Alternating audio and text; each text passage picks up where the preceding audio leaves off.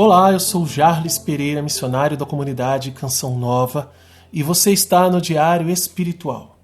Vamos fazer juntos? Em nome do Pai, e do Filho, e do Espírito Santo. Amém. Vinde, Espírito Santo, enchei os corações dos vossos fiéis, e acendei neles o fogo do vosso amor. Enviai o vosso Espírito, e tudo será criado, e renovareis a face da terra. Oremos. Ó Deus, que instruíste os corações dos vossos fiéis com a luz do Espírito Santo, fazei que apreciemos retamente todas as coisas, segundo o mesmo Espírito, e gozemos sempre da sua consolação. Por Cristo, Senhor nosso. Amém. Evangelho de São Marcos, capítulo 6, versículos de 45 a 52.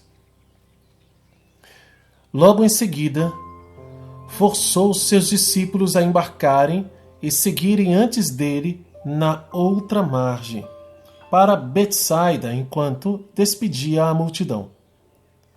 E deixando-os, foi à montanha para orar. Ao cair da tarde, o barco estava no meio do mar e ele sozinho em terra. Vendo que se fatigavam a remar, mas o vento lhes era contrário, pela quarta vigília da noite, dirigiu-se a eles, caminhando sobre o mar. E queria passar adiante deles. Vendo-o caminhar sobre o mar, julgaram que fosse um fantasma e começaram a gritar. Pois todos o viram e ficaram apavorados. Ele, porém, logo falou com eles, dizendo: Tende confiança, sou eu, não tenhais medo. E subiu para junto deles no barco, e o vento amainou. Eles, porém, no seu íntimo, estavam cheios de espanto, pois não tinham entendido nada a respeito dos pães, mas seu coração estava endurecido. Palavra da salvação. Glória a vós, Senhor. Eles, porém, no seu íntimo estavam cheios de espanto, porque eles não tinham entendido nada a respeito dos pães. Não tinham confiança. A respeito dos pães, vai ter uma discussão com relação a se guardaram pão, se não guardaram pão. E Jesus fala que cuidado com o fermento dos fariseus e dos herodianos. Isso aí mais na frente, no capítulo 8. E eles não tinham entendido. Isso depois da segunda multiplicação dos pães. Mas eles também não tinham entendido o poder de Deus. Eles ainda não tinham entendido quem era Jesus. Eles ainda se espantavam com o que Jesus fazia. Eles ainda tinham certas dúvidas. Por isso se apavoravam. É a segunda vez que eles estão numa situação de tempestade. Se a gente for olhar humanamente falando, eles tinham sim motivos para ficarem apavorados. Quem já andou de barco, de canoa, aquele barquinho que cabem 2, 3 pessoas, 4, 5 que seja, num rio, né? Quando você passa de canoa ou de barquinho num rio assim, ou mesmo no mar, a onda bate e vai sacudindo, né? E tem pessoas que um pouquinho que sacode, um pouquinho que movimenta, já começa a ficar com náusea, tem tontura, passa mal. Tem gente que até vomita, né? Por quê? Porque aquele balançar das águas é custoso, ele embrulha o estômago, a pessoa não se sente bem. Tudo bem que aqueles homens eram, na maioria, pescadores, pelo menos 4 deles, né? Pedro, André, Tiago e João. Eram pescadores. Mas os outros não. Sendo ou não pescadores, eles, de alguma forma, estavam habituados com o transporte via barco. porque aquilo era comum na região. Para se percorrer em grandes distâncias, ou você ia a cavalo em comitivas, ou você ia a pé, que demorava muito e é mais perigoso, ou você ia de barco, que também não deixava de ter seus perigos, mas era mais confortável, vamos assim dizer, porque você paga uma passagem e é levado. Mas ninguém gosta de estar num barco no meio de uma tempestade. A nossa vida é assim. A nossa vida, a gente quer bonança. Se a gente pudesse, era só represa. Como uma piscina que você vai, ó, lisinho, não tem onda. Mas não é assim. Na primeira vez que os discípulos enfrentaram a tempestade, Jesus estava no barco com eles. O barco estava se enchendo de água. Só que Jesus estava dormindo. Jesus estava com um travesseiro, de tão tranquilo que ele estava. E aí, como não aguentassem mais, acordaram Jesus e reclamaram: você não se importa de nós estarmos perecendo? Haviam medo de morrer. E Jesus manda o vento e o mar se calarem e depois pergunta para eles: por que tendes medo? Ainda não tendes fé? Nós fizemos esse estudo há uns dias atrás. Se você quiser tomar esse estudo para poder ver novamente, né, e poder constatar isso que nós fizemos, essa meditação, eu vou indicar para você que você faça esse estudo bíblico, né, da tempestade acalmada, né? Tempestade que os discípulos enfrentaram. É o número 108, é o nosso estudo de número 108. Depois você procura lá. Por que tendes medo?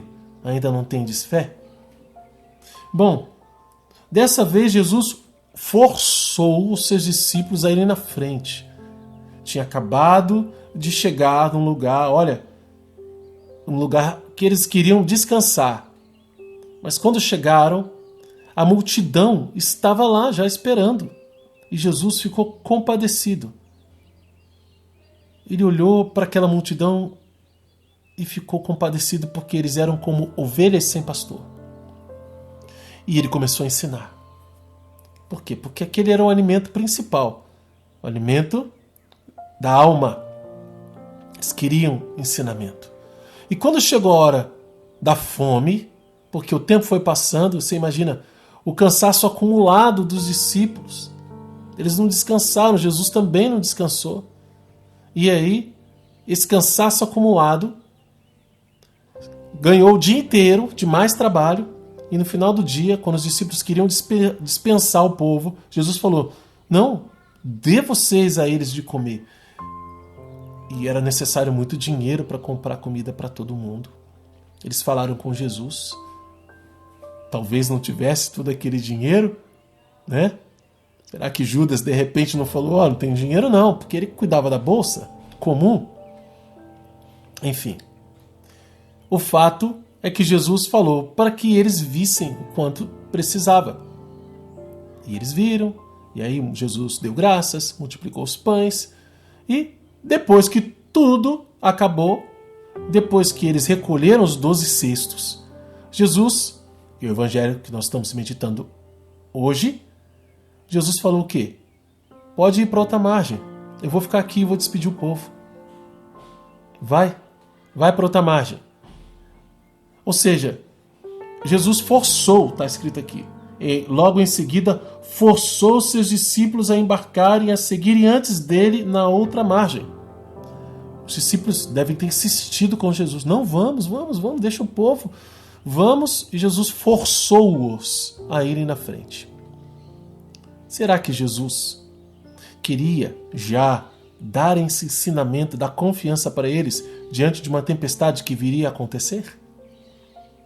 Será que essa tempestade não foi uma tentativa de Satanás de tentar os discípulos para que eles perdessem o ânimo?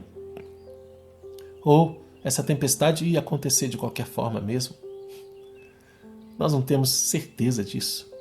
Nós sabemos que Jesus os mandou à frente, ficou lá, despediu o povo e subiu ao monte para orar. Jesus tinha um objetivo.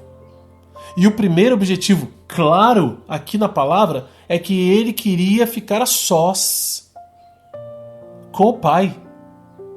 E por isso ele subiu ao monte para orar. Jesus não ficou lá para um descanso físico. Jesus ficou lá para um descanso espiritual, para estar a sós, para orar. E orando, Jesus ficou até a madrugada. Até a madrugada.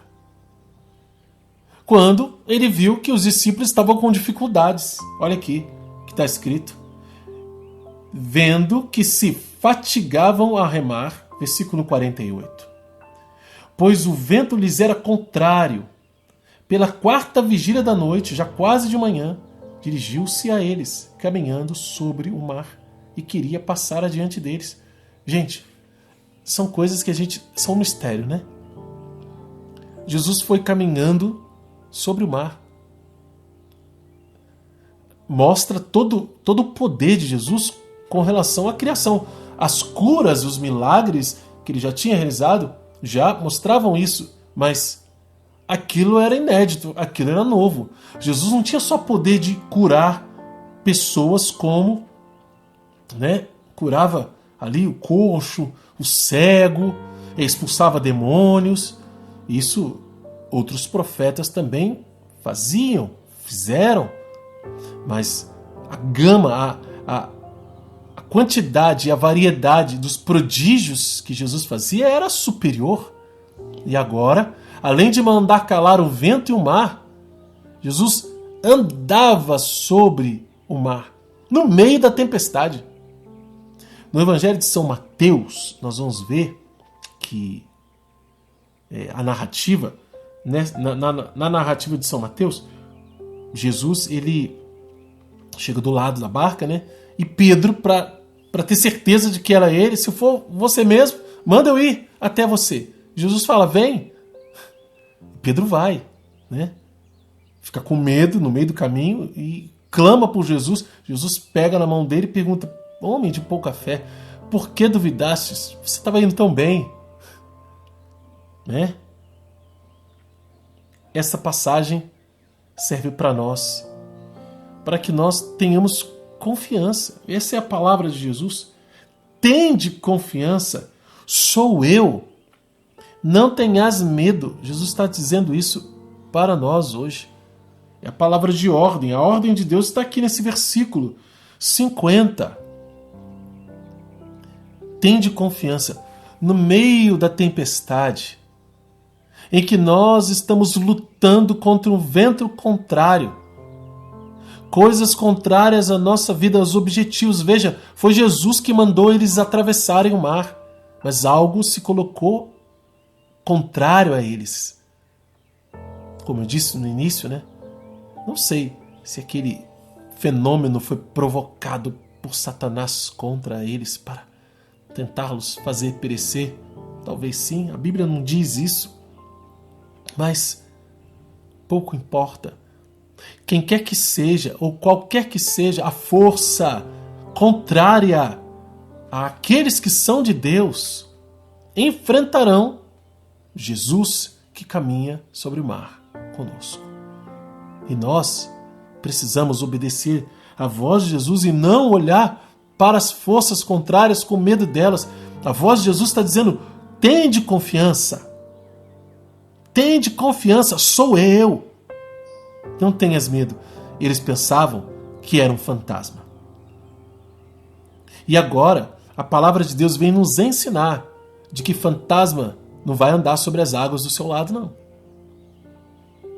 Quem anda ao seu lado, sobre as águas revoltas, sobre o mar que está se lançando contra você, que é um movimento, vento contrário àquilo que é o objetivo da sua vida, que é fazer a vontade de Deus. Essa força contrária vai enfrentar Jesus, que vem andando ao nosso lado. Ele caminha em meio a tudo isso. Ele está tranquilo, ele é soberano. Tanto que, ao entrar no barco, e aí ele entra na nossa vida, ele entra na nossa história, ele entra na situação. Ao entrar lá, ele faz com que o vento se acalme. Como está aqui, versículo 51. E subiu para junto deles no barco, e o vento amainou. Ainda que o temor, que o espanto tome conta de nós, porque diante de uma situação dessas, meu Deus, quem tem esse poder para vencer tamanha situação? Só Jesus. Nós precisamos sim ter confiança. E essa é a palavra de ordem para nós, de Jesus que caminha sobre as águas. Vamos anotar no nosso diário? Tem esta ordem de Deus, como eu já disse, no versículo 50. Tende confiança, sou eu, não tenhas medo. Anota também qual é a mensagem de Deus para você hoje e como colocar isso em prática na sua vida. Se você é novo aqui no Diário Espiritual, quero convidar você a se inscrever no canal, a conhecer, aciona o sino da notificação aí, deixe um like, que isso também ajuda outras pessoas a receberem este conteúdo de evangelização. E mais do que nunca, quero convidá-lo a permanecer conosco e a começar o seu estudo bíblico aqui. Nós estamos usando o método A Bíblia no Meu Dia a Dia, de Monsenhor Jonas Habib. É um livrinho bem fininho, bem pequeno, que é potente, poderoso, que nos ensina a fazer o estudo bíblico, encontrando realidades-chave, meditando a palavra de Deus e colocando em prática em nossa vida. Por isso que eu disse, anota qual é a mensagem de Deus para você. Isso é a parte mais pessoal e importante do seu diário. E como colocar isso em prática na sua vida, porque se não colocamos em prática, de pouco vale estudarmos a palavra de Deus todos os dias. Nossa, então não vale nada estudar a palavra de Deus? Não foi isso que eu disse. Eu disse que se nós não colocamos a palavra de Deus em prática em nossa vida, de pouco vale. E eu digo isso com base naquilo que Jesus mesmo falou. Quem é minha mãe? Quem são meus irmãos? É aquele que ouve a palavra de Deus e a coloca em prática. Não foi isso que Jesus disse? No Evangelho de São Mateus, lá no final do Sermão da Montanha, Jesus disse que 2 homens constroem uma casa, um sobre a areia e outro sobre a rocha. Quem constrói sobre a areia é aquele que ouve a palavra e não põe em prática. E quem constrói sobre a rocha é aquele que ouve a palavra e coloca em prática. E por que é tão importante? Porque a tempestade, e olha só, a tempestade aqui na nossa palavra de hoje, a tempestade ela vem sobre todas as casas. As casas construídas sobre areia e as casas construídas sobre a rocha. Mas só permanece de pé a casa sobre a rocha. E quem tem a casa sobre a rocha é aquele que ouve a palavra e a põe em prática. Percebe a riqueza que é o método, a Bíblia no Meu Dia a Dia, de Monsenhor Jonas Habib? Pois é, esse método é o método que nós fazemos aqui no Diário Espiritual. Vem fazer com a gente, tá bom? Eu vou deixar aqui uma playlist chamada Primeiros Passos no Diário Espiritual. Com ela, você vai aprender o método e vai poder já começar conosco. Tem depois a playlist que nós usamos para começar o método, que é a da primeira carta de São João, que eu também já vou deixar aqui para você. Visita também a descrição desse vídeo, porque eu convido você a se inscrever também nos outros canais da Canção Nova. Os canais Canção Nova Oficial, Canção Nova Play. E tem também um link para você adquirir o livro A Bíblia no Meu Dia a Dia. Que Deus abençoe você. Ó Maria, concebida sem pecado, rogai por nós que recorremos a vós.